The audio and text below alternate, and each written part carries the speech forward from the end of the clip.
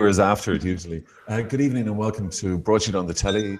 My name is John Preposterous Ryan. Happy New Year to all Broadsheet readers, commenters, and trolls. We have a panel that includes tonight an esteemed poet, Kevin Higgins, who's joining us from Galway. Neil Curran from Dublin, whom we haven't seen since the Christmas party, and Vanessa Foran, also from Dublin. And we're going to be joined by Derek Mooney, and we're also going to be joined by Olga Cronin, who's going to come in after. Go on, say it, John. Say it. She's doing a shift. Cuddly toy. Yeah. She's got a New Year's shift, and she's currently busy with that. First shift of the year. I said Derek is going to join us as well, and it's been a kind of a funny 2 news weeks. We were going to do the site last week, but if you looked at Twitter for 5 days consistently, there was only sports things tweeting. It was like, and everybody had the flu, John. Everyone was sick. Yeah, well, Johnny Keenan actually. Hello to Johnny Keenan, and hello to all the our panel who are not with us. Johnny's got the Australian flu. Australian flu. Which you is couldn't just get a regular man flu. He had to get the Australian flu. Well, it's Australian male flu, so it's so it's incredibly obnoxious. Well, sorry, I'm joking. His name is Bruce. It's the Bruce gene. Or Brad. Could be Brad. A lot of chundering. Now, Kevin Higgins is a poet, and we often feature his poems on the site. He writes in satirical, very, very lacerating, Swiftian attacks on the ruling classes and those who would like to be obeyed. Kevin was suspended from the UK Labour Party. Kevin lives in Galway, but he joined the UK Labour Party. I think when you were very young, Kevin, 15? Yeah, that was actually in Ireland. I was born in the UK. I was born in London in '67, and then we moved up to Coventry, where I started school. And then we moved back here in 1974 when I was 7. So like a lot of, Ireland seems to be improving in the early 70s. There were a lot of kids with English accents in our classroom. But then I lived back in England. I got involved in what was the militant tendency, now the Socialist Party, a la Paul Murphy. I don't know Paul Murphy. He was actually small to be involved when I was. But then I lived in London in the 1980s and 1990s and was an active member of the Labour Party there when it was moving in the opposite direction to what it is now, the kind of just before Blair. That's the connection. And then when the Jeremy Corbyn surge happened in 2015, I became aware that you could join the Labour Party. And I could, because I had a UK birth cert, I could to vote for him. So that's how that started. And then as I realized that there's a whole international section of people who, are UK citizens, which I'm or subjects, of course. Subjects, they're not citizens, who there's an international section for people who don't live in the UK anymore. But so you were part of that, Kevin. You were part of that wave of Corbynistas who joined the party. Yeah. I was one of the kind of. There seems to be 2 sections. One is much younger people, and the other is those who have. It's been called the Corbyn Bulge. I saw it somewhere over Christmas. Of those between 50 and 60 who are in some way returners. Yeah. From the past, who never thought they'd see this, had essentially given up on. So you would have been a Corbyn supporter back in the 80s, then, presumably, and. Well, I was. I remember when one of the most inspirational figures I remember was Tony Benn. He was running for the deputy leadership. He was and it's kind of the mentor really of Corbyn as well. And in his way, in a lesser way, I think, Michael D kind of was that um, in the Irish Labour Party. And of course, he was our local TD here, who I would have canvassed for. So that would have been the context. And then essentially all of that type of politics was wiped away by, as the 1980s, particularly at the close of the 1980s, and in the 1990s, it almost seemed like something from another world. And that, when I started writing poetry, I did it with a view to getting away from politics. Terrible failure. I've landed right back in it. You know, I think I always had an interest in not just what is being said, but how it's said. And nothing annoys me more than to see something that I agree with really badly put, over earnest, kind of the pleading, that sort of thing. Humor and wit have always been part of what I would have been trying to, even if I got the job of writing the press release or things like that in the old days, I'd try and steer things. Now that has tended to land me in all sorts of trouble, including just as to get banned from the UK Labour Party. Then this was part of the New Labour purge, the Blair Brown wing trying to retain control, and they sacked a lot of people, a lot of these new members, right? Yeah, I mean, the problem for them was that there were so many that it wasn't enough to make a difference. In 2015, when Corbyn won the first leadership contest, a lot of people got in under the radar because their intelligence, it was a bit like internment in 1971 in the North, that they picked up a lot of the wrong people. Had no database of records of who had been in the past politically, and they never thought that the idea of a Tony Benn, Jeremy Corbyn type figure, they were so complacent and arrogant they didn't even think that was a possibility. However, by the second when Owen Smith challenged him after the Brexit referendum, they were watching social media and every possible excuse that they could get. They were using it to try and exclude people from votes. Now, bizarrely, they also keep changing the rules. This is Labour Party head office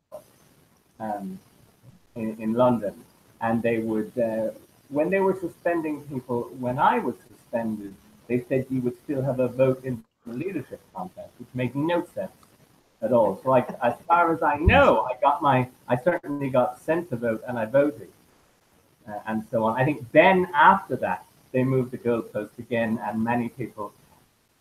What you're talking about, to suspend a few hundred people takes a lot of time and work, and process all of these cases.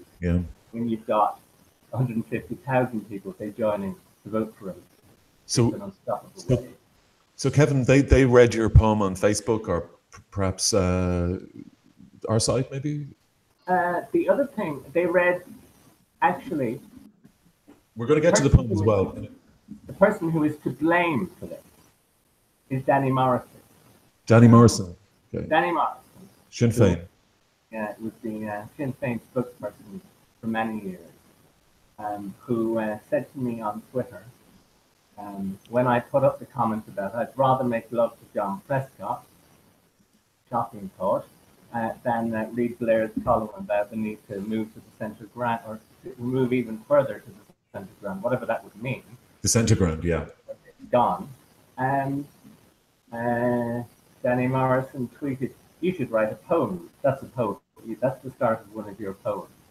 And that was in May 2015. And it was the sort of poem I thought, who the hell is ever going to publish this? Yeah. In a few sites in the UK. And then the Morning Star newspaper got on to me and said, "Can we publish this?" And then during the leadership campaign, it went all over the place at that time. And then you had a kangaroo court meet over the phone, over Skype or something? Was it a meeting with Labour? Yeah, there were various. They also kept changing the so-called evidence against it. Some of it was quite funny. One of was in a slightly trolly way. One day I shared there was a picture of this extremely glamorous woman saying communism is coming, which I then shared to a Latin mass group on the internet.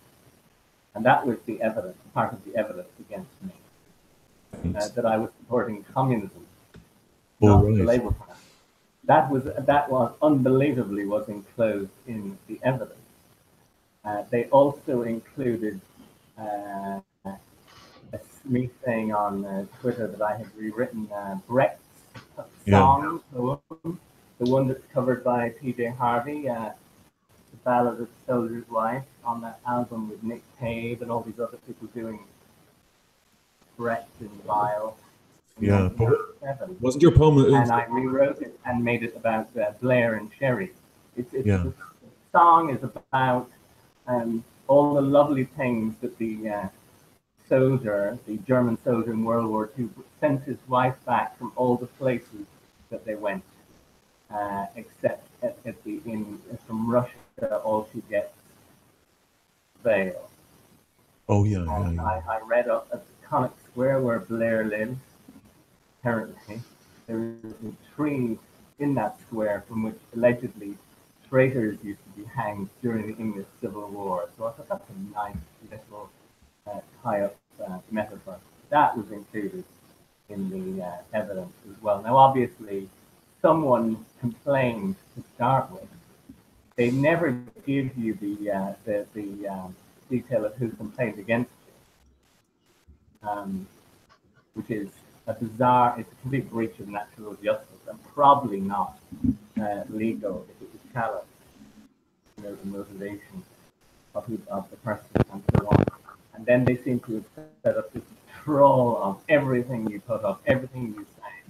Yeah. And they do all sorts of things. And then finally on April the 18th, they had set up that they were going to phone me and talk about this. Now at that stage, it looked like that they kind of wanted a way out. This was all a bit embarrassing. And that was the day. And then Theresa May went and ruined it. Theresa May ruined it by calling a general election. So it's the only phone call I've had cancelled because of the British Prime Minister so far. He called the election. Kevin, you're still suspended, and 18 Labour Party members wrote a letter on yesterday's Morning Star, wasn't it? It was. It's actually 35 or 6 now, and it's a mix of people who, some of them are Labour Party members, other activists like people like Dave Lorden here, Paul Laverty, who wrote the screenplay for Telly, has signed it as well, and a number of UK, like a large number of people in the UK. Yeah. Now, what I hear from a source in the Labour International constituency Labour Party, which deals with the overseas members, is that my name has appeared as unsuspended magically in the past few weeks. But I've heard absolutely nothing.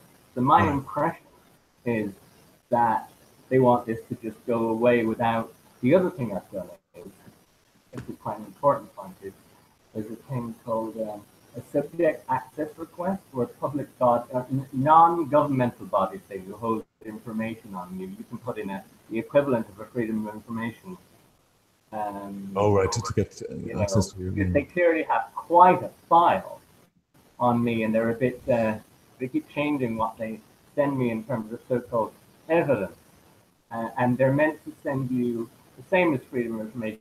You send them a tenor, your name, address, proof of your passport photo, and all that, and they're meant to send it to you within 40 calendar days. That was sent in March. Clearly, that's way over. So what the idea we had with the letter was to force this issue in a way. And also there are a lot of other people who've been suspended.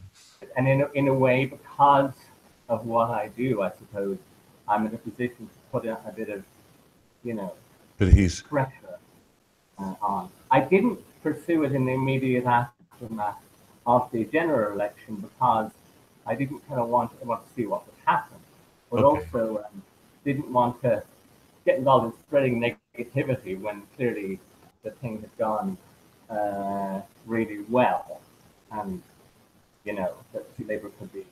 Kevin, it's fascinating. Have a left government in Britain. That is a possibility for the first time. Well, 30 years. It's fascinating, and it's historic. I can't imagine another person since the 1800s being thrown out of party for a poem. Would you mind reading the poem, Kevin? And the sound hasn't been great; it's been quite muddy. But if you can speak with passion and brio. Well, my wife Susan says I talk too loud anyway. So this was written in 2015. And it's called Blair's Advice. On hearing tell of his column in Sunday's Observer. Easy to say you'd rather make loud love to Lord Prescott, or have your face smashed between Sir Cyril Smith's quivering cheeks, than read Tony Blair on how the motorway to the mountaintop he envisages, live through the central ground, when you know neither gentleman's available right here, right now, to take you. We need to make voting Labour pleasurable for call centre managers and estate agents of a certain age, as lowering their roasting menopausal testicles into a nice cold bath. To this end, we need a leader with ideas thrilling as a dripping cistern, someone likely conceived during the Conservative Association dinner somewhere in darkest Buckinghamshire, who, while his or her fellow students were thoughtlessly dancing the blues, bravely danced the beige. A person of exemplary character, apart from that one conviction for stealing the brass handles of their own father's cottage. So, to those who aspire to shop for gourmet sausage meat, Waitrose, and not waste time on people who perspire as they rifle through packets, past their use-by date, picnic cans at Aldi. Thank you, Kevin. Thank you. I hope that was okay. Thank you so much.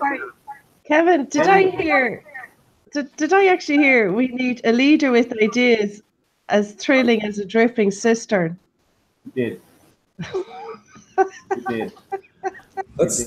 That's the kind of language that's going to get you kicked out of a party. Oddly, the poem then ended up in the Irish Times. Once it was in the Morning Star and the fuss started, Martin Doyle got on to me saying, we want this for our website. Now, I know damn well that if you sent a poem like that into, and I've had poems in there, but you would pick out certain poems to send there and others to not. That does not hope that that would appear in the little Saturday slot in there in the book pages. But it was an interesting case as well as the way poetry is going as well, that there are all sorts of other ways. I mean, Broadsheet is actually part of that as well, very much now, for me, of getting poems, because a poem can be read on a phone. You know, it is the sort of size. It's not like people are not going to read novels or short stories on computers. I think that idea has gone away. The book will always live and so on. But people often read poems. They read one poem. They used to cut poems out and put them on the fridge or even a limerick a day. Yeah. So where is poetry going now, Kevin? I think it's going in a few ways. And in a way, I'm not an objective observer. I think that literary poetry, traditional Victorian type, I would say, is in grave crisis. And there's this idea of poetry, as I say, being about man, usually man or woman, usually middle class, went up hill or mountain and had a thought or epiphany, or it may have been wind. And that kind of very idea of poetry as a very removed thing from reality. Now, that is, it is an idea, a kind of an idea of poetry as a kind of a drawing room game, if you want. And there are people in the poetry world who certainly think that poetry is better because it's not read by many people. A bit like your everyone's elderly auntie going to half-eight mass because hardly anyone there, and they feel that they were a bit more holy because it was an exclusive club, rather than half-11 mass, where every drunk in town, never mind midnight mass, will be along. I think I'd always be looking for ways to get poems to a more general reader, people who don't think they have any use for or time for poetry, because it's something that a lot of people, and I would have been one of those people when I was going to school. The only two lines of poetry that Emily Dickinson, yes, I felt a funeral in my brain, that did speak to me. Every teenager feels a funeral in their brain. The other one was Yeats' September 1913, the Helena the Half Comes to the Tent. It's not surprising us that it's a bit of a mean poem would appeal to me, because that's my own kind of sensibility. I remember thinking when I heard that in 5th class, I know the shopkeeper in Galway who he means. It wasn't helping to, but it's a type. So I would have been really skeptical about poetry and that whole self-consciousness around it. But then now there is another tradition of poetry that Swift would certainly have been part of, like things like, now it wasn't that he did write poetry, A Modest Proposal, his Modest Proposal, which is one of my favorite pieces of writing, was an intervention in the equivalent of the internet of the day, pamphlets. People, gentlemen publishing pamphlets with their esteemed and often rather silly. Kevin, Kevin, that's how I equate your work. It has a pamphlet quality. It's sort of and they're fresh. And then there's the tradition of people like Shelley, who very much saw poetry as a, maybe in a naive way, you could say, as an intervention. And of course, that's where the UK Labour slogan, for the many, not the few. That is where that for we are many, they are few, from the Mask of Anarchy, which was about the Peterloo Massacre, I think it was, which is 1818, 200 years ago this year, which was an early attempt to set up trade unions. So there's an attempt in the poetry world always to pretend that poetry is, it has to be respectful, mannerly, present itself, done up in the equivalent of a confirmation or a wedding suit, somewhere between 12 and 20 lines, ruffle too much, and that anything else is hard with the brush of ranting or propaganda. There aren't bad poems with Kevin, agendas. I'm going to stop you there, not because it's not fascinating, and it is, and I think you're one of the greats, like up there with Yeats, Pat the Hat Inglesby, John Moynes on the sheet. But the sound issue is so muddy. I think we're going to have to leave it, Kevin. But it's been such a pleasure having you on. And will you maybe come on with a better mic, and we'll discuss when you get back into the Labour Party? Okay, grand. Thank you so much, Kevin. Thank you so much for joining us. Very sorry about the sound quality there. I think what's needed was Kevin to have earphones. Neil, were you? Fascinated. I was fascinated from what I could hear. Yeah, it's an interesting story. I can hear myself now. Yeah, I think that's on Kevin. Kevin, can you switch off the mic? Yeah. Yeah. That's good. Yeah. Oh, and no, we did it all together. He's like, "Feck you guys." Yeah, he just Down the shoes. I'm gone. Get out of here. It's very interesting. Yeah, it's a pity I couldn't hear the whole spiel, unfortunately, but very interesting. The power of poetry. If I was thinking of Johnny Keenan actually as he was reciting it. The one night that Johnny's not here, I would say you would have got a great kick out of it. Yeah, it's an interesting story. So I was thinking that you'd probably kick him out of your party, Neil, if with that poem. It's a very I don't know. I'd kick you out if you didn't write a poem like that. party. Maybe I do. Yeah, bring your own bottles. leave the Christmas party. that one. John's birthday party. Yeah. Well, did he say he was born in London in '67? Yeah. Yeah, exactly.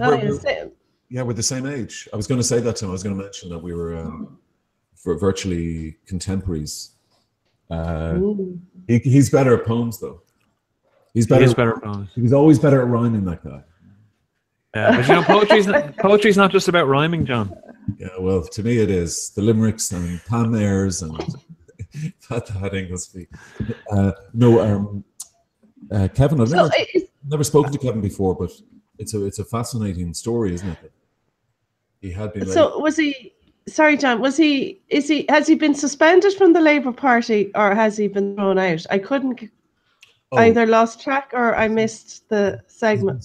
He's under suspension from the Labour Party for writing a poem that he recited there, which you probably couldn't hear, but it was a bit rude about Sherry Blair, Tony Blair, and yeah. And at the time, it was during the leadership election, and there were a lot of new members joining just to vote for Jeremy Corbyn. Mm-hmm. Yeah, I got that bit. I just wasn't sure whether he was out or whether he was just suspended. Well, then the Morning Star, which is different from the Daily Star in Ireland, it's the Labour paper, isn't it? Well, it's sort of it is. It's a left wing tabloid, but it published the poem, and then all hell broke loose, and they called a meeting that he had a phone. All hell broke loose over a poem. John, come on. Yeah. The Morning Star was slang for the devil in the Bible. There you go. Well, then it got all around on social media, and I'm sure, as Kevin suggested, he had a past in the militant tendency, which was this group within the Labour Party in Britain that were very left wing at the time, probably the mainstream now in Labour Party, but so they probably had a file on him, going back. Yeah, he did say there was a file. Well, it got really nasty in the 80s, the poll tax and stuff. And I know, and Scargill, and there was divisions, and then there was money missing and stuff like that, wasn't there, within one of the unions? And that's right. Yeah. Derek Hatton. Maybe we should put more poetry on Broadsheet to get a bit more argy-bargy going. Well, I don't know now. I don't know how do you assess whether poetry is good or not? Because in school we were told all these poems were deadly by Yeats and by Kavanagh and all that, but we didn't really get a sense of wondering how we appreciate it for ourselves. So I don't think I've grown up knowing how to appreciate poetry. I've never read a poem. I've never read a poem since school. There you go. I read the limericks all right every so often. You read the limericks today, yeah. I do. I feel obliged. Are the limericks a poor man's poem? No, not at all. Haiku is a poor Asian man's poem, but the limerick is an art form. And John Moynes on the site is probably the best read Irish poet of all time, because he's had a limerick a day every day for 6 years. Oh, well, yeah, that's impressive. I think that is impressive, because limericks are hard. That is very impressive. Well, I see limericks as more caricature, sort of the punch of the day, the punch cartoon of the day. Yeah, that's true. Am I wrong? I know, I'd agree with that. Yeah, no, I'd agree. Totally. So we're going to have Derek Mooney on to talk about a possible election this year, and he's a Fianna Fáil. I thought we was going to talk about wildlife. I beg your pardon? I thought we were talking about wildlife. Was that on the agenda? I didn't see that. You said Derek Mooney. Oh yeah, well yeah, he's going to talk about the Dawn Chorus and the Eurovision. the migration of birds and the Fianna Fáil. He's The Eurovision. Yeah. Okay. It's a different Derek Mooney, Vanessa. From the There's two Derek Mooneys. From the RT one. Neil, I just in after RT. There's two Derek Mooneys in RT. Jeez. No, this is he's with Fianna Fáil. Neil, just while we're on culture, perhaps you would give us your highlights for this weekend while I get the papers ready. Well, sure. So I guess Did actually I want to hear my review of Jumanji, John? Oh, we have to. That's why everyone is actually live streaming this week, is to hear your review of Jumanji. So yeah, take it away, Vanessa. No. Let's do the weekend update. What to look forward to this, Neil, if you're middle-aged and stuff. Well, I can't stop it. I'm talking. Is there a review, Vanessa, of yeah, the only thing is you do you have to wait 30 minutes before you see The Rock, so that's all I'm saying. That's not a euphemism. Pain. And was it I gather it's got a lot about press, Vanessa. Was it better than you thought, or better than they thought? I think the premise was very good. It's they become their avatars in the game, if you know what I mean. Okay. And like you're the boot or the car or something in Monopoly, they become the avatars. So The Rock is like the school nerd is The Rock, and sort of the school pretty girl, mean girl is Jack Black. Okay. Oh, okay. Yeah. And from that point of view, but it's silly at the same time. Yeah, no, it sounds good. Are you? Is this the sequel to Jumanji 1? Is it? No, there is no. Set in the same universe. This is Jumanji 2, Electric Boogaloo. No. That's poetry, John. That is poetry. Neil, would it's very little to do with the Jumanji 1, if I'm being honest. But it sounds fantastic. Neil, it does sound fantastic. Yeah, we should probably have an hour-long poetry recital about. No, I think we should do. Oceans 11, 12, and 13. Yeah. There's now an Oceans 8. There is. They couldn't afford the rest of them. Neil, do you have highlights for the weekend? I do, yeah. So there's a few. There's a few things happening. Well, John is doing that. There's a few things. The big one for Dublin is the First Fortnight Festival, which is the only arts festival of its kind that focuses on mental health. And there is a load of things happening over the course of that. Actually, I think, is it national this year? Maybe I've misspoken in saying it's Dublin orientated. There's certainly a lot of going on in Dublin, but there's a lot of events, music, comedy, spoken word theatre over the coming weeks with the focus on mental health. And there's always some really great stuff on in that. So I think it's firstfortnight.ie if anyone wants to check that out. In terms of the movies, if you want to go to the pictures, we're still seeing in the world where Disney is calling the shots on how long you're supposed to screen Star Wars for. So that's probably on every screen in Ireland, but there are a couple of films coming out this weekend. The one that I think everyone is probably talking about who has an interest is All the Money in the World, which is directed by Ridley Scott, which is the story of the kidnapping of the 16-year-old boy, and that one stars Michelle Williams, Christopher Plummer, and Mark Wahlberg, Mark. It's getting fairly good reviews, not top reviews, but it's getting good scores. I imagine that one's going to be a popular one. Is that the one, Neil? Is that the one where they cut out Kevin Spacey and patched in the other guy? Yes. I think that is the one, isn't it? Yeah, where they've eliminated. They turned that out very quick then, because they would have only sacked your man before Christmas. Oh, they just would have. I from what I remember, Kevin Spacey wasn't in a lot. If this is the same one, so no, he isn't in it at all. Neil, you saw the movie? No, it's not out till next week. Yeah, Christopher Plummer replaces Kevin Spacey in all his parts. So yeah. I guess I wonder, like in the years to come, when when these actors have passed on, will that become something we'll see in the future. We'll see the scenes that Kevin Spacey was in side by side with Christopher Plummer, and be one for the film students to debate about the quality of acting. But anyway, it'd be interesting to see how that played, that how that film. We're into kind of Oscar season now, so we're catching up with the US films, the dramas that will be in for the awards season. Sorry, Neil, go on, please. Yeah, the other film that's coming out is a film called Hostels, which is set during the American, what did they say, the Native American, that whole era. I don't know a lot about this one. Rosamund Pike is in it, and Christian Bale, directed by Scott Cooper. It's got kind of mediocre, average reviews from the critics, so don't know what to make of that one. In terms of on the Telly box, if for those who aren't watching Broadsheet on the Telly right now, they're probably tuned into Celebrity Big Brother, which they've taken a different turn with it this year. Why do I know this? They put celebrities in. It's a female cast this year, but it's kind of a half-committed female cast this year. My favorite moment from this, the know your enemies, as I say. So I watched a bit of it last night. I don't watch Celebrity Big Brother, but they're just to highlight how celebrity it is. There was a lady who walked down the stairs.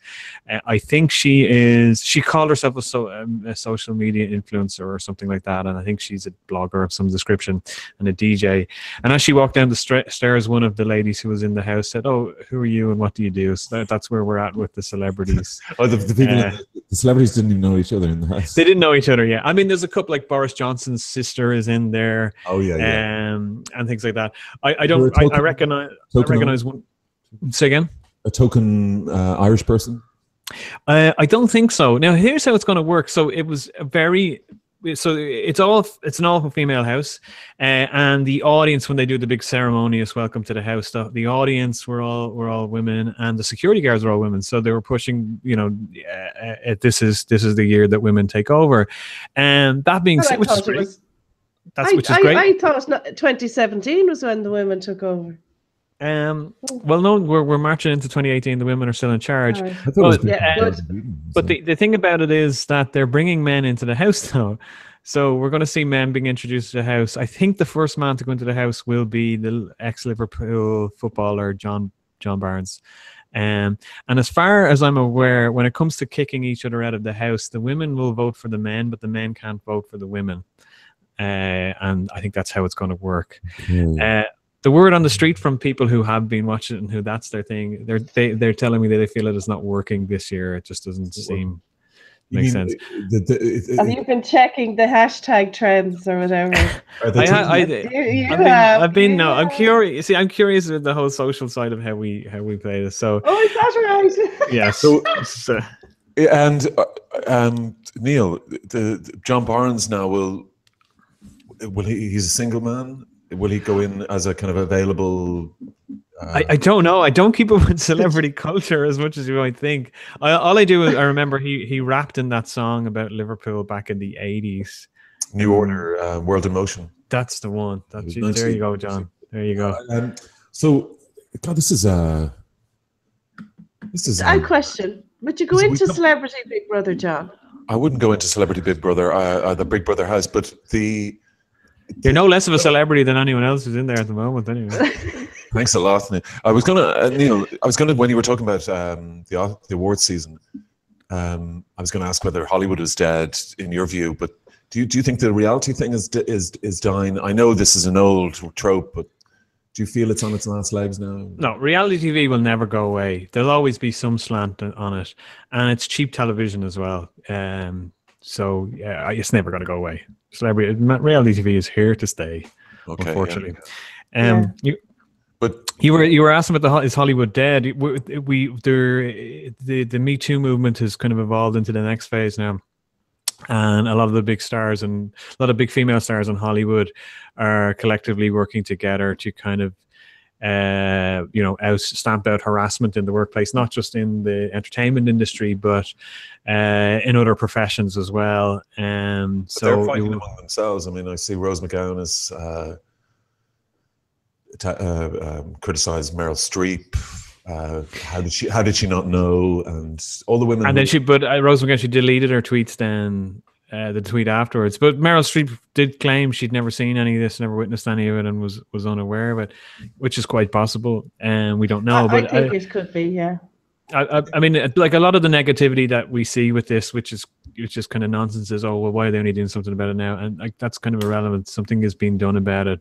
You know, it is kind of late to be done, but finally things are being done. So, yeah, I mean, so that's it. It'll be interesting to see how the awards ceremonies play out. I mean, it's certainly the elephant in the room. So, is it going to be directly addressed by whoever's hosting? I don't know who's hosting the Oscars or the Golden Globes. Well, it has to be addressed. I mean, and it will be addressed, I'm sure. But it'll probably be an all-female Oscars or something. They'll do all the presenters, all the, you know. I mean, I guess that's what Celebrity Big Brother is about. Is that what it's? I don't know. I said they were afraid to put fellas in there in case they were brought up for groping the following day. They'd have to send them home like that happened in the jungle. Your man had to go home. Well, it was a bit stupid, really, but one of the really younger, God, that sounds awfully patronising. One of the people in the jungle in just gone. He had said something when he was like about 15. Oh, right. You know, something racist or intemperate. Okay. And he was gone the tweets, hours rather than. So there probably should have been a bit of.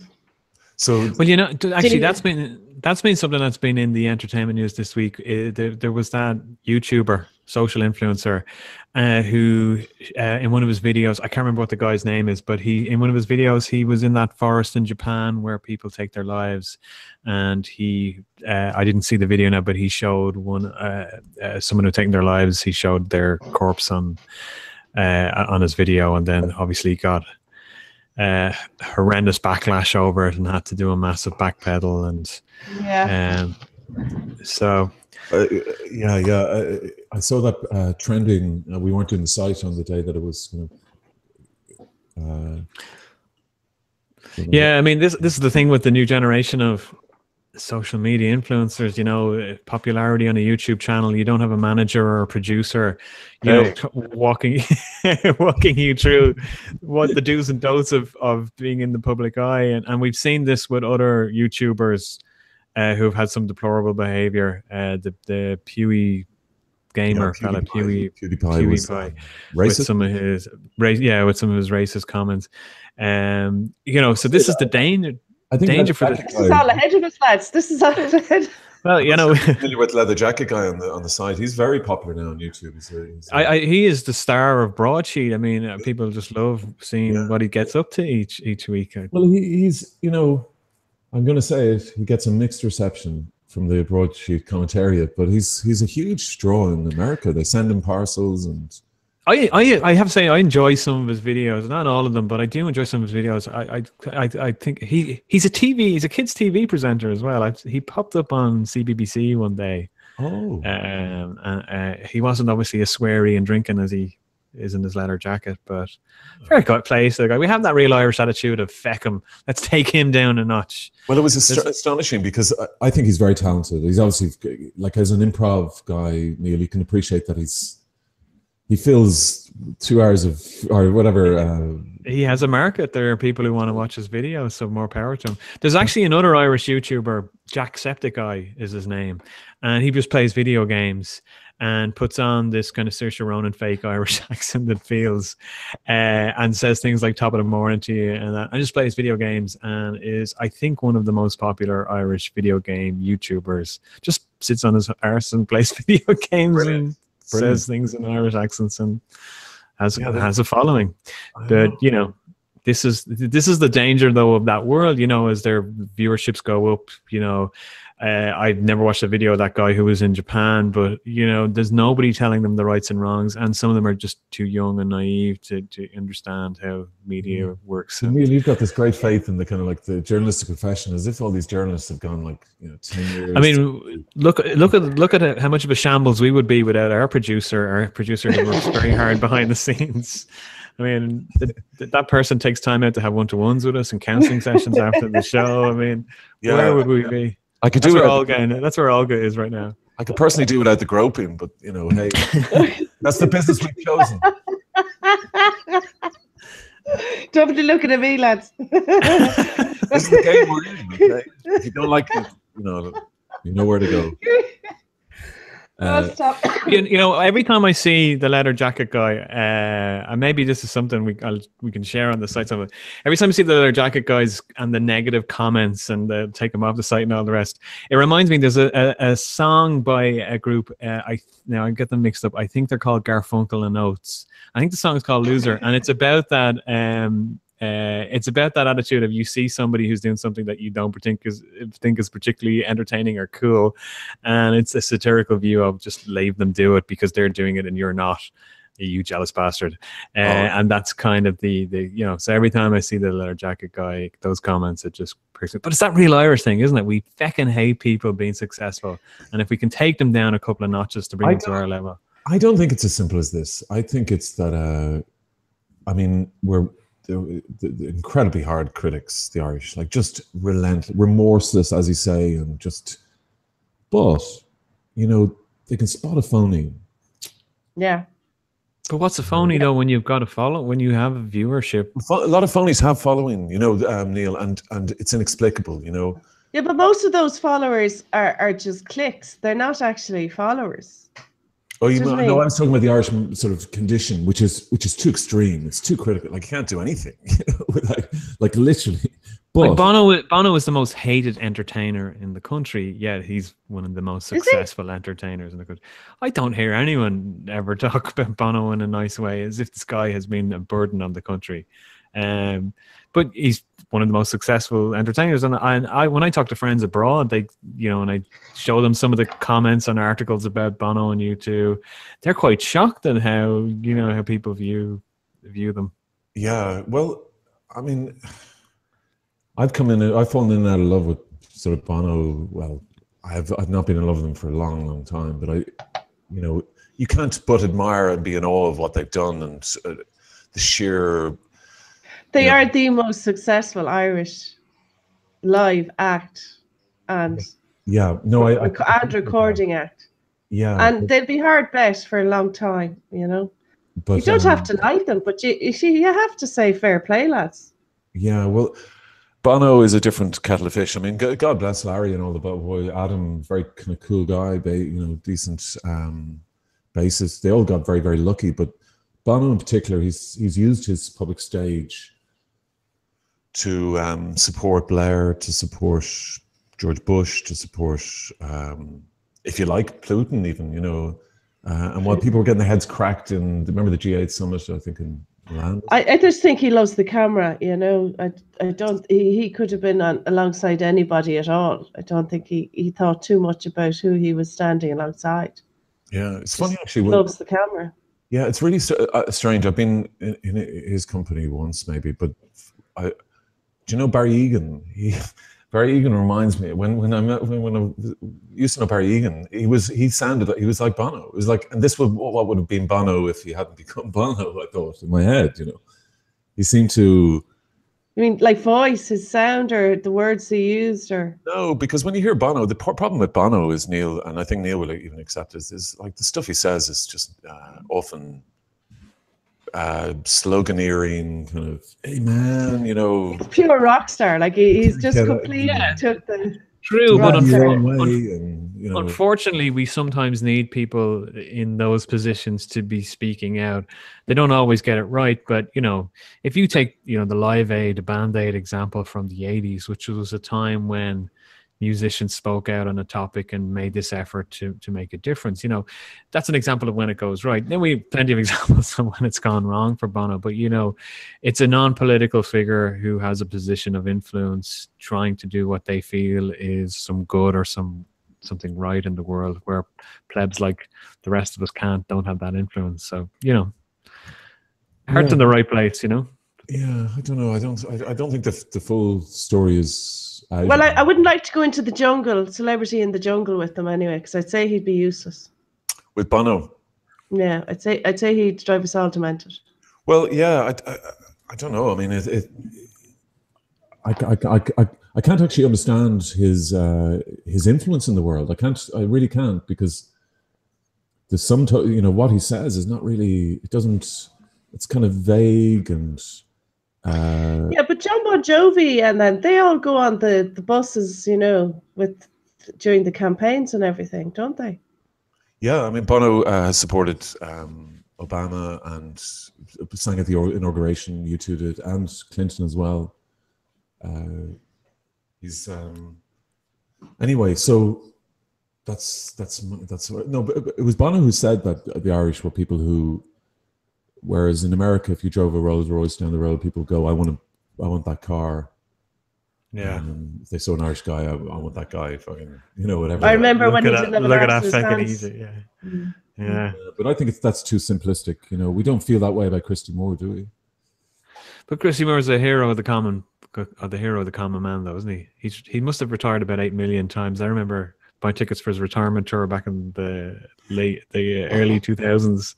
Like DJ Carey, he retired a half a dozen times before he went. But Christy's a very humble musician.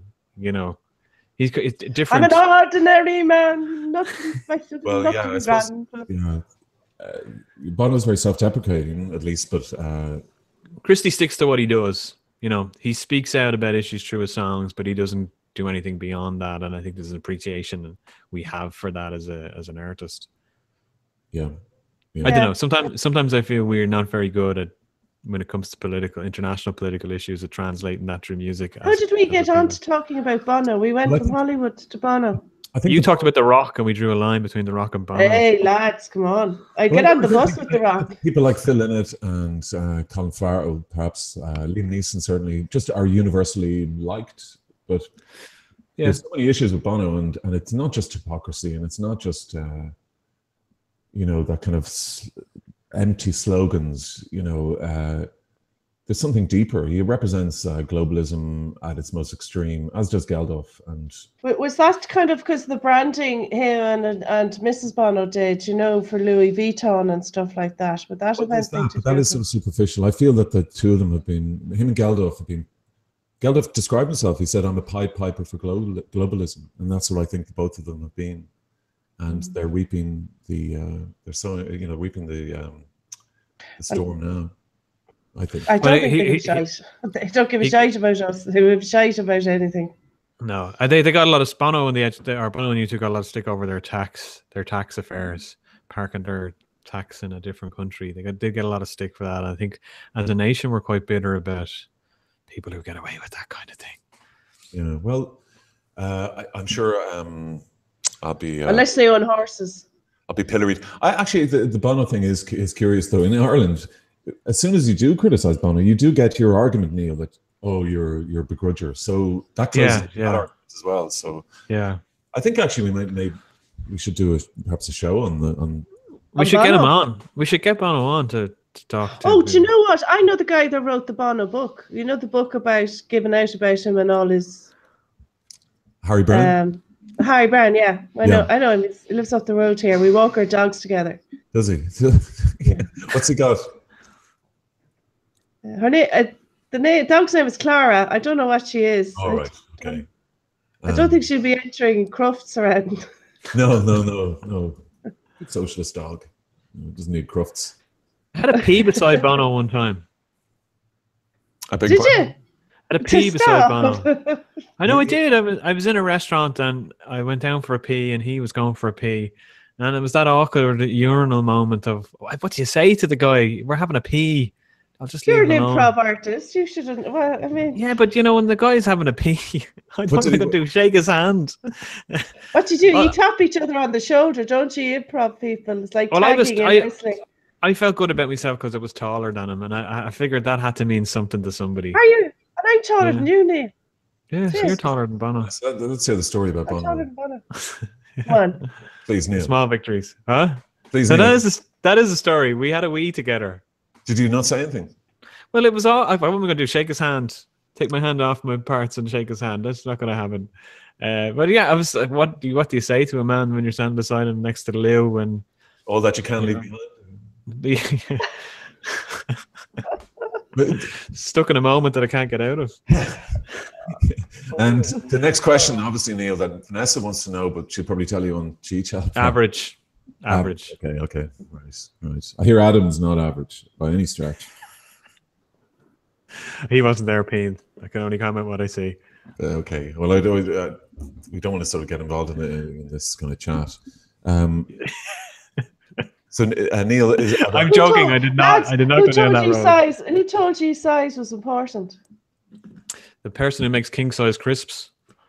But the crisps are king size. Sorry, Vanessa. Neil, are there any other events this weekend? They're kind of the big ones. That again to drop back to First Fortnight. It's a great festival, so do check that out. Yeah. Well, I'm just putting up the papers because Olga's at shift. Yeah, it's our cuddly toy, John. It's like the Generation Games cuddly toy. It's the shift. Do you know what? Yay! You see someone on the telly, on the broadsheet on the telly, and then you meet them in the flesh. And I had to say Olga's much taller than I thought she'd be. I've got to say that. Very tall. I just want to mention that on the front page of the Times, Trump's mental health questioned by top aide is the lead on the Times Irish edition. We'll have these up in a second. Pascal Donoghue has said Francis made a mistake over the McCabe email scandal. Vanessa, that's interesting, isn't it? Sorry, I'm going to try and see the papers there. Hang on, John. Oh, no, I haven't put them up yet, but I'm actually just... Oh, right, sorry. Oh, right, so could you say that again, John? Pascal Donoghue has said that Francis Fitzgerald did make a mistake over the email scandal. So it's the first... Oh, they're turning on her now. Yeah. It's the first. But you know, John, I have a suspicion she might try and run for the Áras herself and shatter. Right. Do you think she will be successful? I do. Do you? Yeah. But Francis Fitzgerald would win. No, but I think she might get the Fine Gael nomination. Oh, okay, of course, right, okay. As a consolation prize, like for Albert. Well, I think she'd be a lot more palatable to the electorate as a presidential candidate, a Fine Gael presidential candidate, right? Than as an elected minister. Yeah, Neil, what do you think? I don't think a sacked forced to resign minister is presidential material. Do you? Definitely not. You know, let's try and bring some integrity back to what we do. Yeah, definitely not. What's the what are your feelings on the presidential in terms of Miriam O'Callaghan? Vanessa, are you? Oh no, that would be shocking. That would be do you know, like, yeah, complaining about having Francis Fitzgerald, a shocked minister, running. I mean, how about someone that's never done a day's public service in her life? Miriam. Yeah. Oh, I know. Okay, all right. She works for RT, but come on. But she does a hell of a lot of work for charity, as far as I can see. I mean, that's really what the president's role is kind of humanitarian charity work. You know, from an Irish perspective. Yeah. Would you like to see Miriam O'Callaghan as president? Yeah. I have no particular interest as long as it's not someone who's of dubious character. But yeah, I don't think Miriam is necessarily has the credentials for what I'd like to see as president. I do have a feeling, though, that the next president will be a celebrity of some sort. I mean, it won't be from the political ranks for some reason. Maybe a Bonner. I see Geldof. I'd say he'd love it, though. I'd say he'd love it. Well, here's the thing. Geldof has moved back to Ireland, I think, permanently as a base. So maybe he will stand. Can somebody put me straight on Geldof now? He asked for his freedom of the city to be taken back. So when they took it back, he got upset. Yeah, he wanted it. It was a bit crudely done. This is by both people, I think. He went in and handed back his scroll with the freedom, and he said, "I'm handing that back in because she remains a freedom of the Dublin city." Yeah, I think, you know, the obvious thing there is that if you strip her of the freedom, you don't strip me. You know, I will remain a free man of Dublin. Okay. So, but at the meeting, they said the motion passed is that we strip Aung Suu Kyi of her freedom of the city, and Geldof of his freedom of the city. It didn't actually explain why they were getting rid of Aung Suu or Geldofs. It just seemed like they were part of the kind of putting the two of them in together. Well, the hit list or something. But it was quite. Right. It was obviously the Sinn Féin Lord Mayor, I've forgotten his name, had a Christie, was it? No, had a huge spat on the radio with Geldof. So, there's obviously this. Each side are making hay out of this anyway. What were your feelings on all that, Neil? It was a bit of a farce, really. It was like something you'd see on a sketch show. But am I right in saying that she also has the freedom of the city for London, and Geldof has? Well, he has something. He hasn't given anything back. He doesn't have an OBE or whatever you get when you're not a British citizen.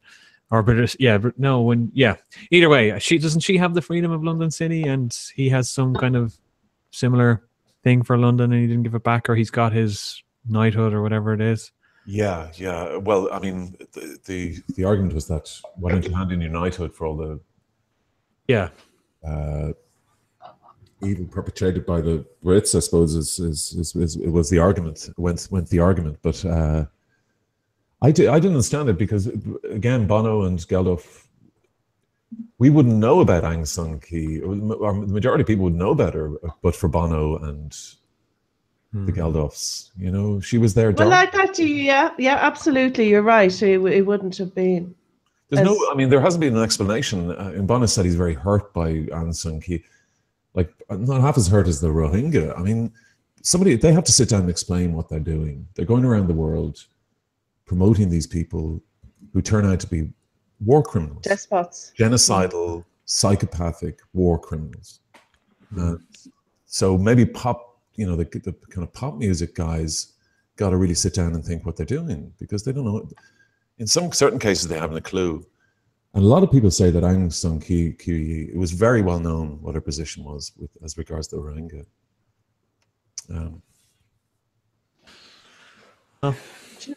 Just going back to the presidency, do you know Fianna Fáil didn't officially run a candidate the last time, and obviously Gallagher was sort of the non-Fianna Fáil. Yeah. Well, I think it was just off the back of the crash, so they couldn't really. But Eamon O'Queeve wanted to run, you see, and I think if he had run, I don't think Martin McGuinness would have run against him. Okay. Because they would. You would have won? Yeah. And I think that was a big mistake Fianna Fáil made. I'm not saying they would have won with O'Queeve, but at least it would have brought them back into poll contention a bit earlier than the last 2 years, 3 years, where they're reasonably respectable again, We're waiting, we're waiting on Derek, Vanessa, but I remember you were running it up the flagpole anyway, or you thought that there was a possibility of the Fianna Fáil Sinn Féin coalition. If there's an election this year, do you see that as the outcome? If there's an election this year, there might be a Sinn Féin Fianna Fáil coalition. Yeah, do you see it in the coalition? Oh yeah. Well, I think they need to have a talk. They definitely do. But do you think it's less somebody needs to have a sensible conversation with them? But then there's a lot of seats there that I think Sinn Féin should reach out in the constituencies, because if you look at Kildare North, which is where Catherine Murphy tops the poll, she doesn't have enough to bring in a second candidate for the Social Democrats, but she probably may have enough transfers to get Rita Cronin finally over the line. Right. So why don't they sit down and have a chat there? And I mean, they're not a million miles apart. Catherine Murphy is former Workers' Party, as far as I know. Jesus, I need to be careful here. Is she Labour, no? I think she might have been Workers' Party at some point. Okay. Well, look, Miss Murphy, if I'm wrong, I'll totally take that back. I think actually maybe you're right there, yeah.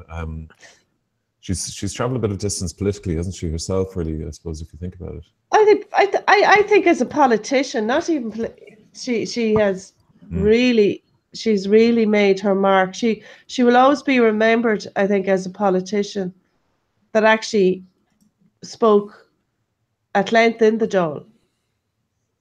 You know, like Frances Fitzgerald won't be remembered for speaking in the Dáil and bringing arguments to the Dáil and bringing facts and information and scandals to the Dáil. Catherine Murphy will. Yeah, and it's difficult, you know. I think because she has a diffident personality, you can see that she's not like a Regina Doherty or a Mary Lou MacDonald. Jeez. But I think that is held her in really good stead, Catherine. I mean, I don't know her, but just from what I see, I mean, her speaking style is authentic. Yeah. No, it's not. They do their homework. They don't just read the notes in front of them. They've actually gone down, and if you could almost see where they've made notes and questions. Oh God, yeah. There's a lot of research and backbone, and because every time I see some of the Fine Gaelers, they're on their phone. They're just sitting back and they're waiting for your man to finish answering the question, and then they're there picking up the piece of paper and they're reading off the piece of paper. Yeah. I have to say that I think the people sitting around the minister or whoever's speaking should, you know. Oh yeah, they're all kind of crushing in to get in on the camera. There's a name for that, isn't there? But then some of them are on the phone as well. So it's like, are they watching themselves on the phone? Watching themselves? They're reading the limerick of the day. Well, watching Leather Jacket Guy. Yeah. So there's worse things they could be doing. Neil, if they open their trap in Leinster House, they'd be doing more damage. Neil, we're still waiting for Derek. He's Fianna Fáil, so he's a little bit late. He's a day late and $1 short. But the Sinn Féin Fianna Fáil coalition. Sinn Féin anyone coalition just isn't going to float my boat. Sinn Féin were in the hot water this week, aren't they? Selling T-shirts on their website they shouldn't be selling. What was on the Chucky Our Law T-shirts that they were selling. No, I didn't know. And there was. See, we haven't really done this. You know, we haven't been full up on the site this week properly. I'm just trying to. I made me not on there that there was anyway. It was covered on the news. Their online shop. I'm just trying to open up here. There was Chucky Our Law T-shirts, and there was another T-shirt. Here. I'm just sorry now. I'm just looking at it here. Maybe it's not this site, but anyway, there was some Sinn Féin site where they were selling Chucky Our Law T-shirts, and there was some other T-shirt that had reference to the IRA during the independence, during the rebellion. Did some kind of IRA slogan on the T-shirt as well. So that was they were asked to remove them from their store. Didn't get a whole lot of coverage, but I was quite surprised. I didn't check the website at the time, but I was quite surprised that would have been. Yeah, but some of that stuff might be sold by, you know, if you've ever kind of seen the Boston set, you know, the Irish Americans in Boston, so they could be doing all that, or even in Glasgow, you know, that they'd be totally off the ranch. I'm just looking at their website here. Oh, there is an IRA T-shirt up, all right. But Neil, do you see it as a possibility or a likelihood? Well, anything is possible nowadays. You know, I've just never been impressed by Sinn Féin's from an economic perspective, whatever about the past. And Fianna Fáil don't have a great track record. I'll tell Derek that when he comes on.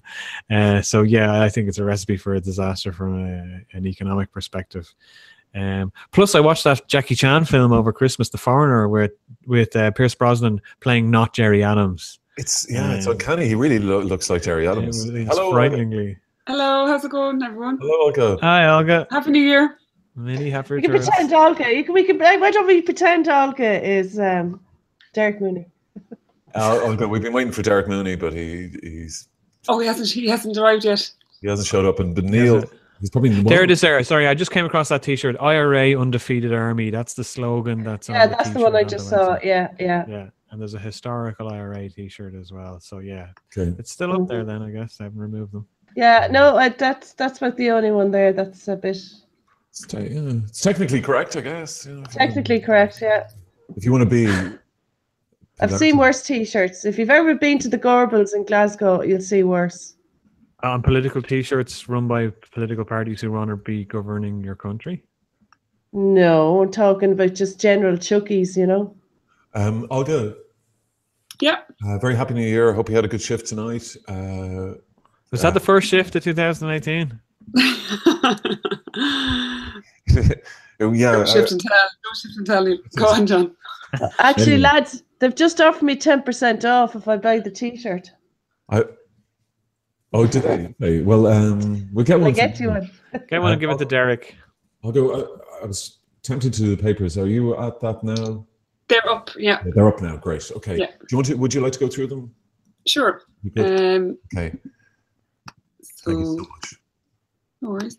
Can you see them there? Yeah. So the Times Ireland edition. Sorry, no, I haven't read all them. Trump's mental health questioned by top aide. So this is all, the fallout of the book, Fire and Fury Inside the Trump White House by Michael Wolff. There's been excerpts in various publications, New York Times, the Times of Ireland as well. Have you read it, lads?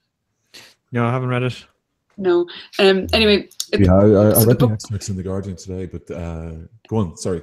Anyway, yeah, so Donald Trump's right-hand man openly questioned his fitness to serve and predicted that he would resign to avoid being removed by his own cabinet, according to a book. So this is basically... the Wolf book. Yeah. And so basically Steve Bannon apparently raised this and talked about... This is in the book, basically, in that he after that whole... Remember the person was killed in Virginia during those riots, and apparently Steve Bannon, his then chief strategist, kind of raised the possibility of using the 25th Amendment to force him out. And so that was after his comments, Trump's comments, and then counter comments, and then other comments in relation to that death. So when he blamed the protesters and then he blamed them both, do you remember that whole fallout? So there's that. UK weaker after Brexit as rival Sorry, for just before you move on, Olga, just on that, it's just kind of in the news in the last hour or so. So obviously there's that big storm in the east coast of the States. Yes. So so a lot of people aren't traveling to work today, and Trump had to do his daily press conference in the White House.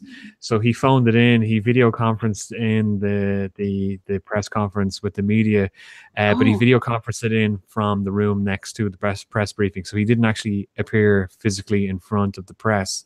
He phoned it in by video conference, like from next door. That's what we do here, everybody. We're really all in the same room. Well, that's interesting. I am going to say this, right? You are expecting me to say this, and now I'm not like. And I've no hat, John. Stop it now. I've no hat. I'm not as bad as Bod. I'm not as conspiratorial as Bod. But I'm going to tell you something. Watch this. He is playing everyone, and I think Bannon is as well, and I think they're in cahoots doing this, and I think it's a major distraction for what there's other stuff happening. I don't know if you've seen a lot of planes falling out of the sky, a lot of strange flights being called back, and a number of flights going to Guantanamo Bay. Anyway, what I would just like to say is suspend judgment on Trump's insanity for a few days and see what's going to play out. Tinfoil hats. Tinfoil chat. Well, just give it a couple of days. I promise you. I mean, somebody said it's Trump is playing 4D chess. I know that sounds 4D. 4D chess. It's like chess, but. It is extraordinary. Like if you read it, the extracts are extraordinary in the amount of information and the detail of conversation that he kind of relays from telephone calls with, like you do have to wonder the source, even though Trump is one of the sources, my understanding. But anyway, okay. Shall I move on, John? Yeah, sure, please. I'll take the ridicule, but. Give it. No, but I think Trump is mad. So I mean, why wouldn't anybody else say it? I don't think he's mad. You're not without it being read into that. There's it's all a cover up. It's just all distraction. Look over there, we're bombing over here. Well, no. It's not because they're bombing over there, but there's something been going on for the last few months since November and since the end of October. And it's a kind of an operation against what Trump calls the deep state. And we're all going to find out in a few days a bit more information. I don't know if you've seen. I mean, have you noticed that things are a bit odd going on around the world? No. Have you noticed that, Neil, about the planes being turned back from airports? No, not about the planes. Bar today with the Aer Lingus flights. Well, with a lot of flights to the East Coast due to weather being cancelled. Right. But yeah, no, this is not weather, but like airports have shut down, power outages in airports in America. This is before the storm. I don't know about that, John. I don't know about that. But feel free to share those stories that those articles. No, I get this from Bodger. You know, Bodger like feeds me this stuff every day. Oh, Jesus Christ, I'm nice. So, anyway, so we move on. Continue. Yeah. So just at the bottom there, Aaron Rogan, ministers challenged over Dundalk murder charge teenager. Immigration and justice officials have been called on to clarify how the teenager charged with murder in Dundalk was able to travel around Ireland despite reportedly having no immigration entitlements. So this is, you know, the murder that took place in Dundalk yesterday. So Mohammed Morai, it's still not known where he's from. He was charged tonight with murder of a Japanese man, 24-year-old. So Jim O'Callaghan, the Fianna Fáil Justice spokesman, has called on the Department of Justice to clarify this guy's immigration status and ascertain whether he should have been able to travel to Ireland and what exactly happened there. Going down to other conspiracy, so that's the man there at the top, the teenager, just the same story. He was charged just tonight. So, but the story there, Donoghue, Francis made a mistake. So that's Pascal Donoghue. So in an interview with Daniel McConnell, I think, he said that Frances Fitzgerald did make a mistake in her handling of the emails, but he did say that he thought her resignation was disproportionate to that mistake. So that's where he stands now. Exactly what he said, her resignation was not proportionate to the mistake, but from the point of the stability of the government and the ability of the government to do what it needed to do in Brexit, it was the right decision for her and the right decision for the government. But he regretted the circumstances of her having to go. Sorry, John. Yeah. So what do you think he's at here? Donoghue.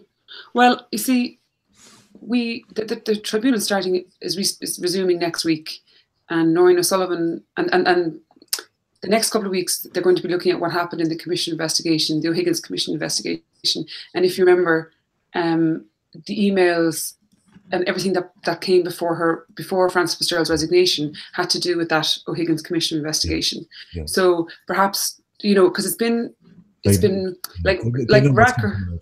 Sorry, John. Yeah, I agree. Yeah, exactly. I mean, Racker's been resolute. He's been like, you know, standing absolutely behind her, saying that she will be vindicated. But so it's interesting that Donoghue has said this. Yeah. So we'll have to wait and see. But just in another piece that's by Mick Clifford, that's also about the Disclosures Tribunal. So you know the way when the Disclosures Tribunal was set up, there was a unit, a Garda unit set up to kind of relay information from the guards to the Charlton Tribunal. And if you remember, I think it was in March or whatever, there had been some concerns because there were retired Gardaí who were hired to work in that unit, and some of them were reportedly quite close to both the then Commissioner Noreen O'Sullivan and her husband Jim McGowan. And so there were concerns over, there was definitely reports anyway about one particular detective sergeant. And anyway, this piece by Mick Clifford, and sorry, just before I go back to this piece, if you also remember John Barrett, he's the head of HR in the Guards, he's a civilian. Yeah. He also has raised concerns about this unit that's, you know, transferring information that the tribunal is requesting or whichever. And he's concerned that not all Gardaí have been kind of looked after in the same manner. And that's already been reported on. But also John Barrett is also, if you recall, he is going to be a witness in the Disclosures Tribunal, and it's already been reported that he has said that he was told by someone before the Commission investigation that they were going to go after McCabe after the Commission investigation. Yeah. So that's just to say who Barrett is, and that's just to say kind of what's been said about that unit already. But this story by Mick Clifford is basically saying that that concerns were expressed by the Department of Public Expenditure, I think, yeah, the Department of Public Expenditure. So they were concerned when they were told that the guards, the Department of Justice or the guards, whichever, wanted to hire these retired guards, because they were concerned that that wouldn't be independent enough. Exactly. And so they wrote to the Department of Justice to raise these concerns, and because they thought it would contribute to what was it they said? They were concerned the re-employment of the former members could contribute to the issues that continue to impact on public trust and confidence in the guards. But basically, so they were hired anyway. Yeah. So, but the letter. So, but it's interesting. There's in this article it says that the letter is dated April 12, 2017. By that point, lawyers for Sergeant McCabe and former Garda press officer Superintendent Dave Taylor had expressed concern at the tribunal about the liaison unit. The Irish Examiner had also reported issues around the unit, blah, blah, blah. A replying letter from a principal officer at Justice pointed out an alternative approach would have been to employ a firm of solicitors. This approach was floated, this is a quote, was floated within An Garda Síochána, but was not put forward by the Commissioner. Principal Officer Anne Barry wrote, she pointed out that it would take much longer to get up and running if this approach was taken, and it would cost a multiple of the cost of re-engaging retired staff. She also said that the Department of Justice had no reason to believe that the proposed approach will impact negatively on the workings of the tribunal. and so the 2 retired members were hired. Okay. So, and like there has been moments in the tribunal where information that should have been given didn't come until it was late, or didn't kind of come until there was another request for, another trawl. We've already seen that. So, so I think it's legitimate concerns that they raised. Okay. And just to say, Noreen O'Sullivan will be she'll be giving evidence next Wednesday. At least she's scheduled to give it Wednesday. And that man I was just mentioning, John Barrett, the head of HR, he's giving evidence on the Thursday, scheduled Thursday. And then Maurice McCabe is scheduled to give evidence the following Thursday, Thursday the 18th. And I can't remember the date, but Francis Fitzgerald is in between that. So, and all the people who, not all the people, but at least several of the people who were party to that email, they will also give evidence. So it'll be interesting to see what happens, because without going too down a rabbit hole, that email that we've all seen, Maurice McCabe has told Leo Varadkar that never happened, and that so without kind of going into a massive cloud of confusion, it'll be interesting to see how that's teased out. We kind of forget that the contents of the email were factually incorrect. Yeah, totally. Yeah. Totally. Yes. And I think it's a struggle to kind of report it like that, because it's just, but I guess hopefully what will emerge in the tribunal is exactly what happened on that Friday afternoon, what was said, and that might make sense of that email. That makes sense? Does that make sense? Yeah. So yeah. Anyway. So, so that's the Irish papers. Varadkar defends meeting with Hungarian Premier Daniel McConnell again. Taoiseach Leo Varadkar has defended his meeting with anti-democratic Hungarian Prime Minister Viktor Orban in Budapest today. This is Orban has. No, go ahead. Sorry, I was just going to say Orban has been usually criticised for a stance on immigration during the refugee crisis, which is obviously ongoing, but when there were so many numbers of people coming through Hungary. Yeah. I think it's interesting. Bernard Hallen said that he's not embracing EU values. This Orban, obviously Orban is very seriously right wing and also anti-Semitic, but whatever. But Hallen sort of saying you can't even meet these people. It's very very strong stuff. I mean, this guy's a prime minister of a country in the EU. Neil, would you have any thoughts on it? Yeah, I don't really think. I think there's a non-story. I hate to say it, but yeah, I can agree with Leo. You can't live in isolation and not talk to people of different views than you. So You know, I think he answered the question very well. Yeah. To be honest, whether you agree with it or not, it was the right answer, and he did it well. Yeah, okay. I don't understand where Howland's coming from. That was my point. But well, I suppose Alan Kelly announced yesterday that he wasn't going to challenge for the leadership for now. Right. So was that you for now? So there might be a bit of that going on. Well, after the next election, I guess if Alan Kelly gets in, I mean, there's no guarantee he'll get in Tip, is there? Well, it depends on their polls. I think if there's no movement in the polls, Alan Kelly is going to make a move, I'd say. But having said all that, Alan would be struggling to get a seat back unless he is leader. Yeah. Good point. Sorry, just to say, just before I forget, there's just on the sidebar in the Examiner there. It's just kind of pointing to or flagging a piece inside a special report on pages 6 and 7. It's nearly 5 years since the first lawsuit was filed over the Air Corps chemical exposure scandal, and 2 years since the Department of Defence got the first protected disclosure on the matter. I think it's Joe Logue, I'm guessing, has written that because he's been writing tirelessly about it. So anyway, I just think we'll all know more, everyone will know probably as much about that as they do possibly about the Garda stuff in another year or two. Oh, really?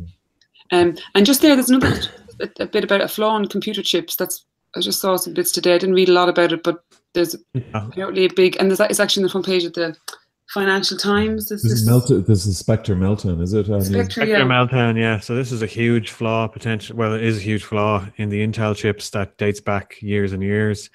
Now, whether the damage that has potentially been done over the years is kind of minor to the fact now it's in the public domain. So the messaging is really if you've got an Intel chip in your phone, in your laptop, your computer, get the software updates in there. I think. How do you know if you have a? Sorry to be so ignorant. How do you know if you have an Intel chip? Well, for most Windows, because I was waiting to ask the same question. So if you have a Windows laptop, if you have a Windows laptop, there's probably a sticker somewhere on it that says Intel inside. If you have a modern MacBook or Apple Mac, you probably have an Intel chip inside. I think Apple rolled out their fixes a little while ago on the older software updates. But there's quite an interesting the plot thickens with this story. So the CEO of Intel, he's required to retain a certain amount of stock in Intel as part of his role of being CEO of the company. And in November, he, all above board and legal, he sold off all of his stock, reducing the level of stock that he holds to the minimum level of stock that he's required to hold, which I think is 250,000 shares, something like that. So it was somewhere in the middle of, I can't remember the exact figure, but somewhere between 11 and 14 million of a sale. And then there's questions being asked about, did he see what was coming? And there are some measures that Intel are going to be taking in the next couple of years, which would see an increase, hopefully if it works out, would see an increase in their share price. So there's a lot of questions being asked about, why is he selling all this stock? He hasn't made any big capital investments in his personal life. He's not buying a house, end of year. So perhaps he's been lined up for a big bonus anyway. So there's a lot of questions, being asked. But he's done nothing illegal or done nothing wrong. He's not been investigated, but just it has raised a few eyebrows about how long have they known about this, and where is it going to end up? It sounds very dodgy. How are you affected by it, Neil, or is Vanessa affected? We're all affected by it. I'm looking for my stickers. You probably have an Intel chip, from what I remember when I saw your laptop. Is all good affected? Oh well, no, I've dumped that one. There's two types of people in the world. There's the people who see an update for their phones and their laptops and they click update, and then there's the rest of us who are like, delay or remind me later, or post on. And then the second laptop breaks and you're asking someone who knows computers, here, what's going on with this? Now you know why. Stop So when it says update software, just update. Just keep on updating. Update. It's like every year when you visit your parents for the annual Christmas retreat and you're sitting in front of their computers. It's you do their updates. You should really do it when they're prompted. But John, that's when the bots come down and they look in and see what you're doing. It's virtual groping. Olga, in the other papers, the British papers, a lot of it's about delays in the hospitals, similar to here. And there's also the story about the black cab rapist, John Warboys. Those boots are lovely. Let out. Those boots. Oh, it's an ad choice. I don't know where that came from. That's actually that's on your site. That's on the site. Yeah. John, there is a piece there in the Guardian on the right. We are being discriminated against, say Freemasons. So the Guardian had a story. I think it was New Year's Eve. They had a story, and it was basically the head of the Police Federation, Steve White. He was stepping down, and he was saying that policing was reforming the police. Policing in Britain is being blocked by Freemasons, and their influence is thwarting the progress of women and people from ethnic minorities. They've come out and said that this is not true. Well, you know. Anyway, just thought I'd. Yeah, John, I'm telling you, you're right.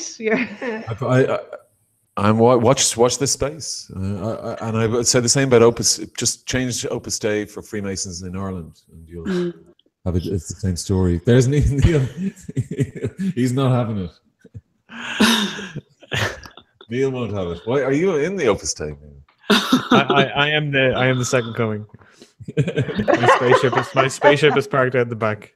Just need your credit card number. The Rapture. You saw just sorry. I'll go. Go ahead. No, I was just saying while we're on the British papers, you saw that article in the Guardian today. I think John will say I told you so. In India, their equivalent of the PSC, the Public Services Card. I knew you were going to do this. And the data was sold for €6 or £6. Private citizens' data was sold. Yeah. So.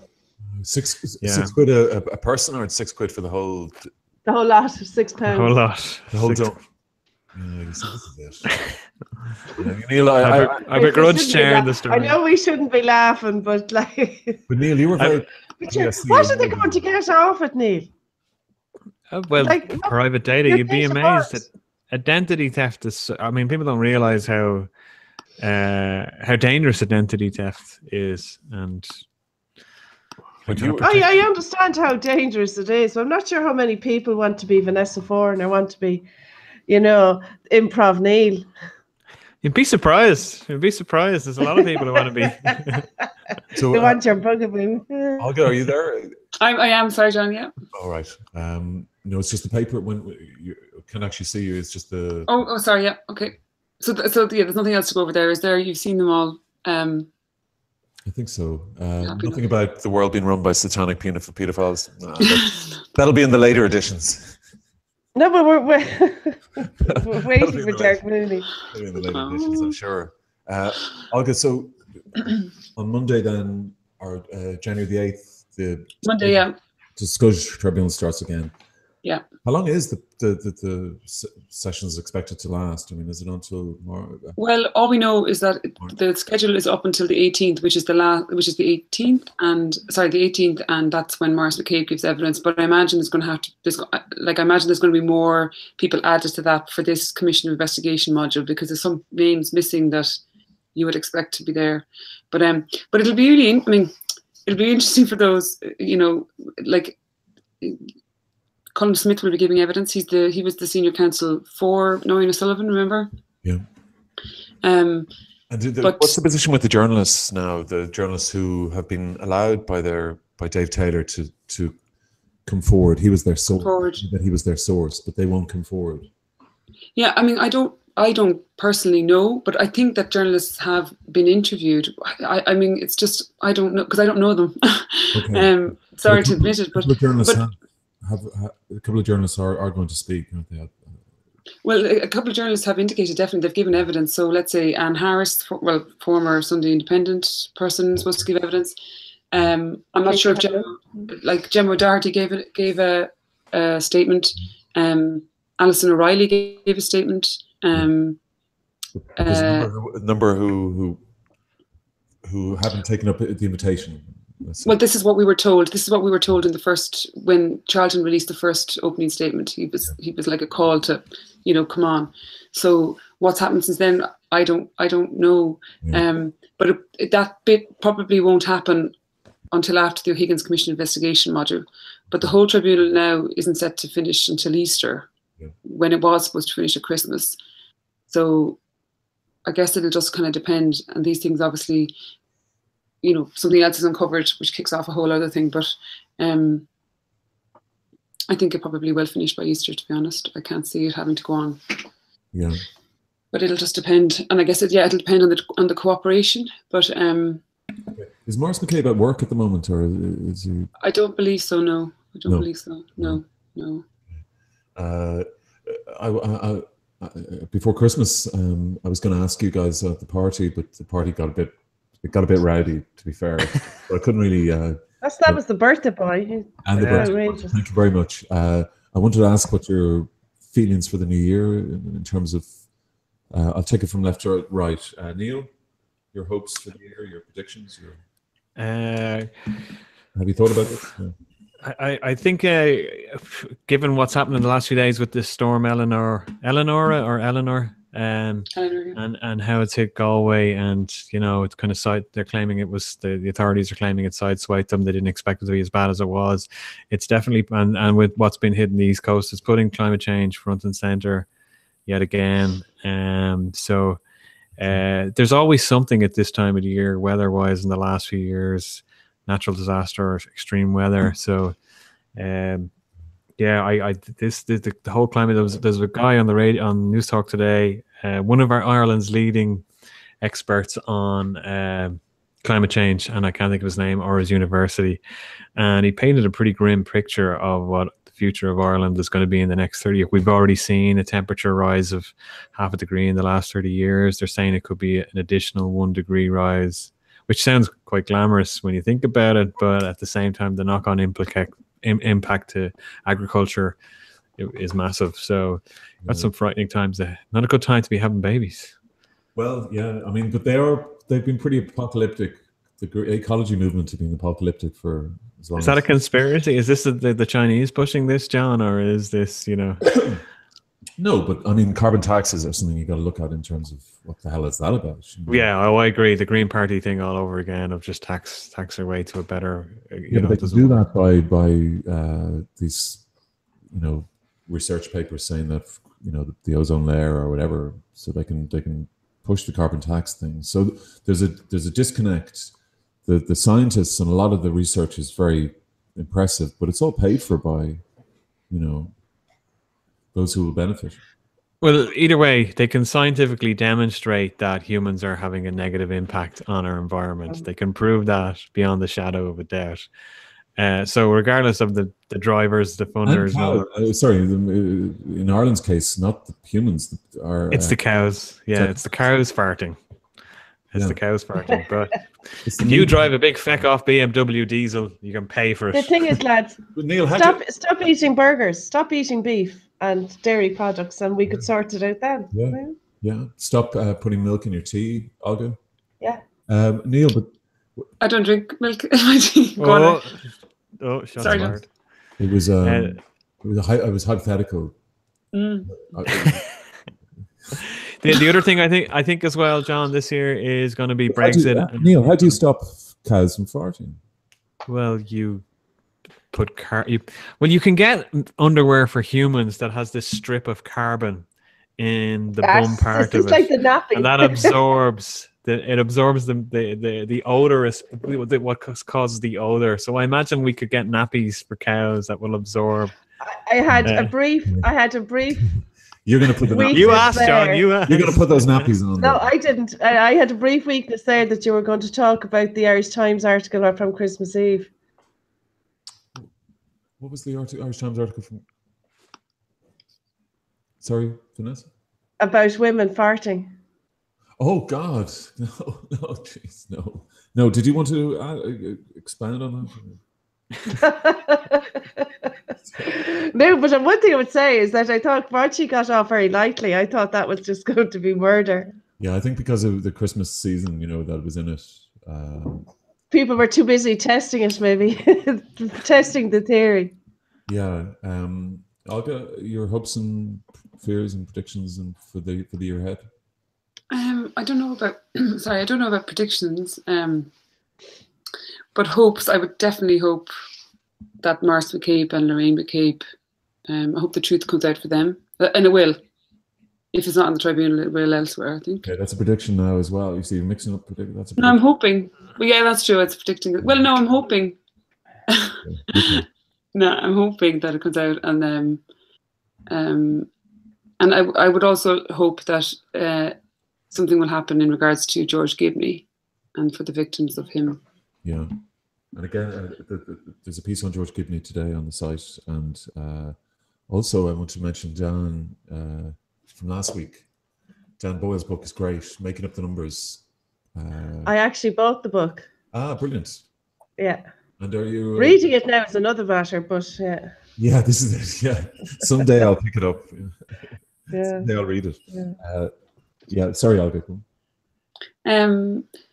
No, that's it. I wouldn't be very good when it comes to predictions. But what do you feel? Do you feel will happen in media? Do you see that the old, like the Irish Times mixing with the Examiner now? Do you think? Yeah, I suppose that's going to be really interesting, and I guess like I wonder what they'll do in regards to the regional titles. Like I'm really interested to see what they do there, because they bought not just the Examiner but all these regional titles, and that could be a great opportunity for them. If they, I don't know, developed it, even if they develop the brands online. I don't know, but try to get people to work possibly. I think they'll sell off those regional titles locally to local groups. Because pretty much every, let's just say, regional market has like a free sheet anyway. Like North Side, South Side, Cork scene and stuff like that. I don't even know if it's called that anymore. So I wouldn't be surprised if they look at those to take those titles on, for some figure. But that's what I would say. But I think John is trying to look to aggravate a bit of a scene between the Irish Times taking over the Examiner. Oh God! Oh, taking the paper. bringing the doves down. Oh no! Yeah. No, but it will be. They're going to get rid of the holly bow. The holly bow, yeah. The holly bow. Yeah, no, it will be interesting. I mean, like the circulation figures are plummeting still. Like I just don't know how they're. I don't know how they're going to claw back.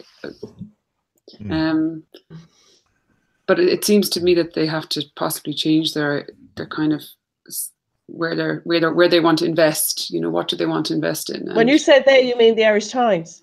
I kind of mean all of them. Okay.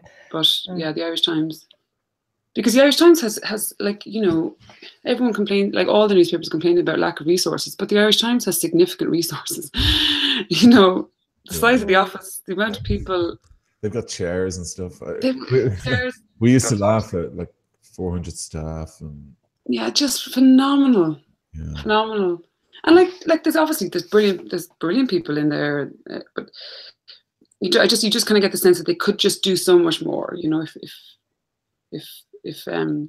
If there was, I don't know, like, because the interesting thing is, I don't know, the people who are in charge of all the kind of newspapers, I don't know how interested they are in the longevity. I don't know how interested they are in the future, because, a lot are just kind of a couple of years away from retirement. So Vanessa and Neil, do you buy papers?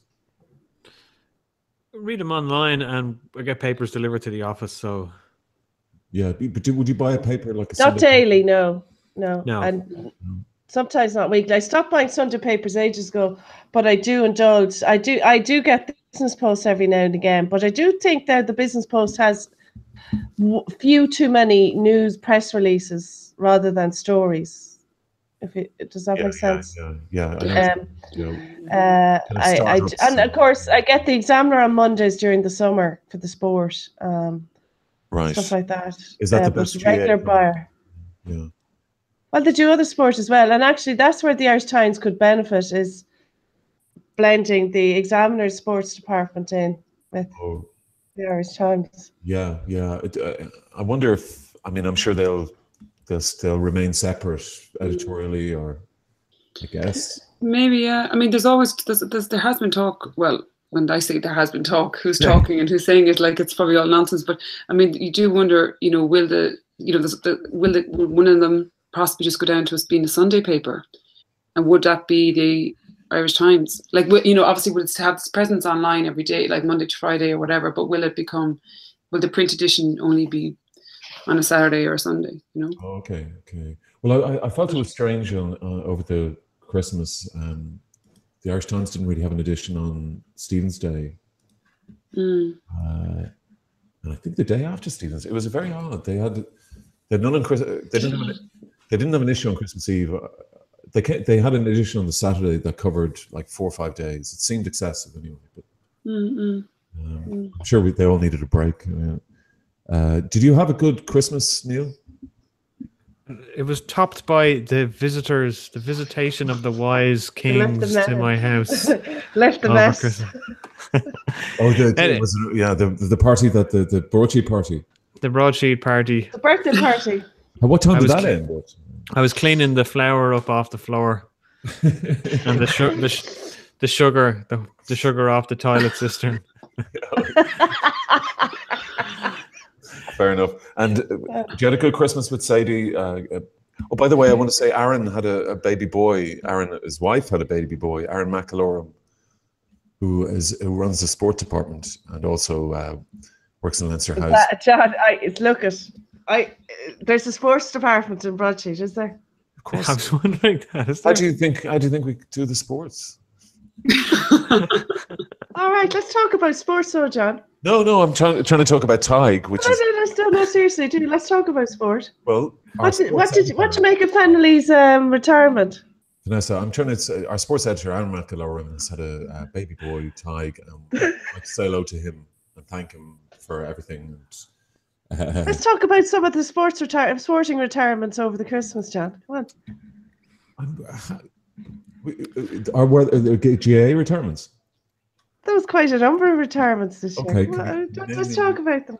Well, you just give me a list of the. No, I'd like to hear what you have to say about them.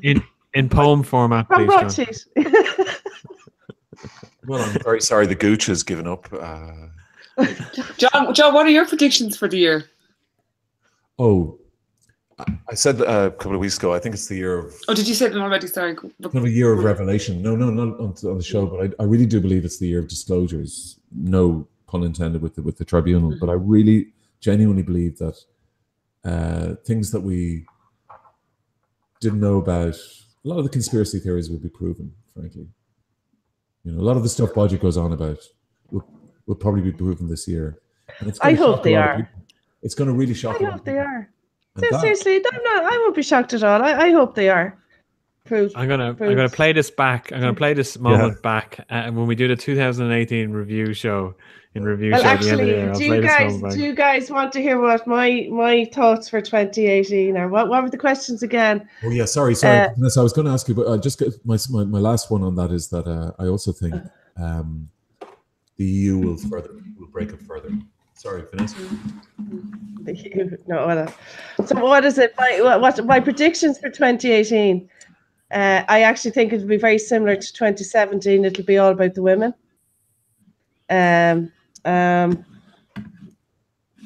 My hopes. I'm wondering, will we all be here on Broadsheet on the telly in January 2019?